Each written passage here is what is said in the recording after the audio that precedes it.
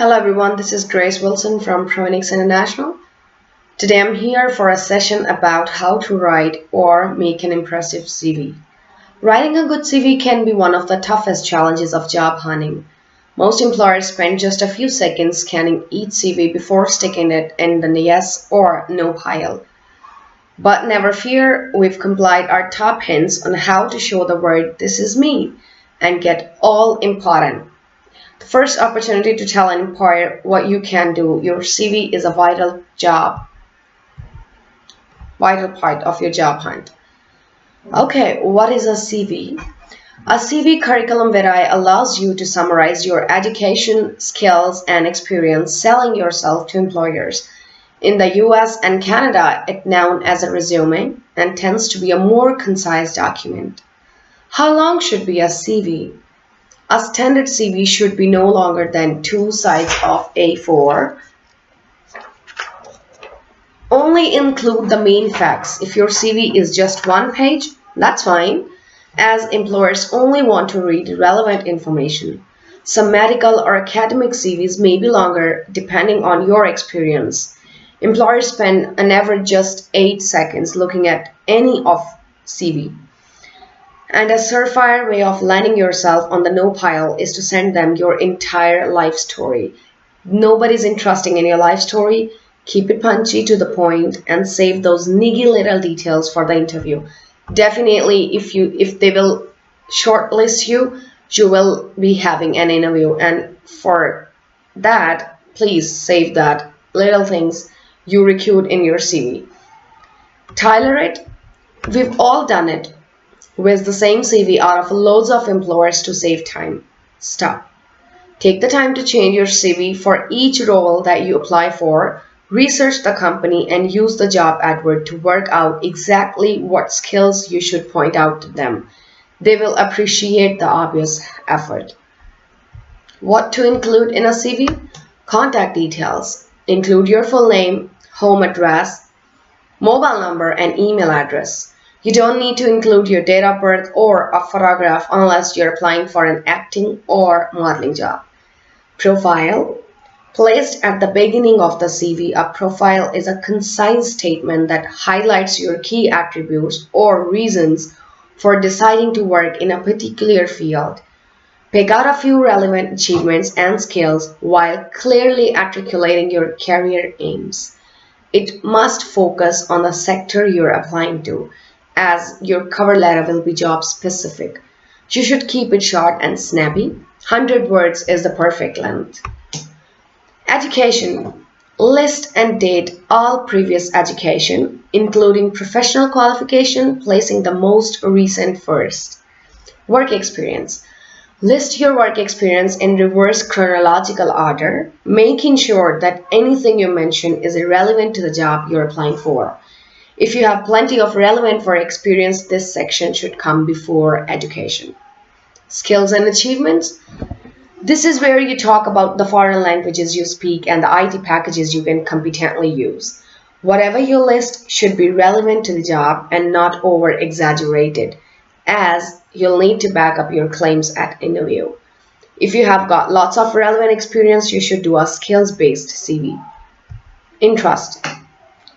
Simply writing, socializing, going to the cinema, and reading is not going to catch the attention of the recruiter. However, when relevant to the job, your interest can provide a more rounded picture of you and giving you something to talk about at interview.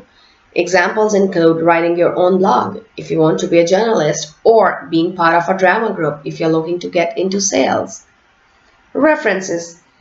You don't need to provide the names of references at this stage. You also don't need to say references available upon request, as most employers would assume this to be the case. So let's talk about CV format. Avoid fonts such as Comic Sans. Instead, choose something more professional such as size 10 Arial. List everything in reverse chronological order so the recruiter sees your most impressive and recent achievements first. Keep it concise and easy to read by using clear spacing and bullet points. This type of CV layout allows employers to skim your CV and quickly pick out the important information. If you are posting your CV, go with the white A4 paper. Only print one size, and please do not fold your CV. You don't want it to arrive creased. How to write a good CV? Use active verbs wherever possible. For example, you could include words like created, analyzed, and devised to present yourself as a person who shows initiative. There should be no spelling or grammar mistakes in your CV. Use a spell checker and enlist a second pair of eyes to check over it. Avoid using generic phrases such as team player, hardworking, multitasker. Instead, provide real-life examples that demonstrate all of the skills. Take a look at the company's website, local press, and the job advert to make sure that the CV is targeted to the role and the employer. Decide whether the chronological skills-based or academic CV is right for you. Don't put the term curriculum vitae at the top of the page. Please don't do that.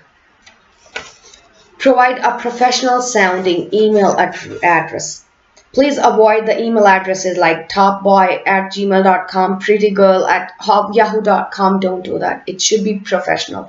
It can be your name like gracewilson@gmail.com. That's better. That's wonderful. Never lie or exaggerate on your CV or job application. Not only will you determine your dishonesty to a potential employer, but there can be serious consequences too. For example, altering your degree grade from a 2.2 to a 2.1 is classed as degree fraud and can result in a prison sentence. If you're posting your CV online, don't include your home address, as you could be targeted by fraudsters. You should always include a cover letter unless the employer states otherwise. It will enable you to personalize your application to the job. You can draw attention to a particular part of your CV, disclose a disability, or clarify gaps in your work history. Let's talk about important points to remember. Tell the truth. Everyone lies on their CV, right? No, stop it. Blatant lies on your CV can land you in a whole heap of trouble when it comes to employers checking your background and references. The last thing you want is to start work and then lose your new job for lying. You also may get caught out at the interview stage when you suddenly can't answer questions on what you claim to know. And trust me, that can be very awkward. The maths. This may sound dull, but by backing up your achievements with numbers, it makes selling yourself much easier. When writing your work history, don't just say that you increased sales. Tell them you increased sales by 70% over a 6-month period. Get it? Big numbers are especially good, although don't forget the point about telling the truth. Make it look good. We live in a world where image is everything, and that also goes for your CV. Take some time to pretty up, use bullet points, and keep sentences short. Use the graphic design trick of leaving plenty of white space around text and between categories to make the layout easy on the eye. And the last point is, if you are posting it online, then make it keyword friendly. If you've uploaded your CV to a job site so recruiters can find you, keywords are very important. Job titles and job buzzwords will help a search engine pick out your CV from the pile. Confused? Don't be. A marketing candidate might mention SEO, search engine optimization, direct marketing, and digital marketing among their experience and skills. For example, if you're not sure, have a search online and see what words are commonly mentioned when you input your job title. You can also get help with your CV. If you are a student or recent graduate, then you can get professional CV advice from your university careers and employability service. I hope you guys enjoyed this session and I wish it helps you. Thank you so much everyone for staying with us. We always appreciate your support and efforts towards us. You can link to our page, Proenix International, so that you don't miss any training session. Have a great time. Take care. Goodbye.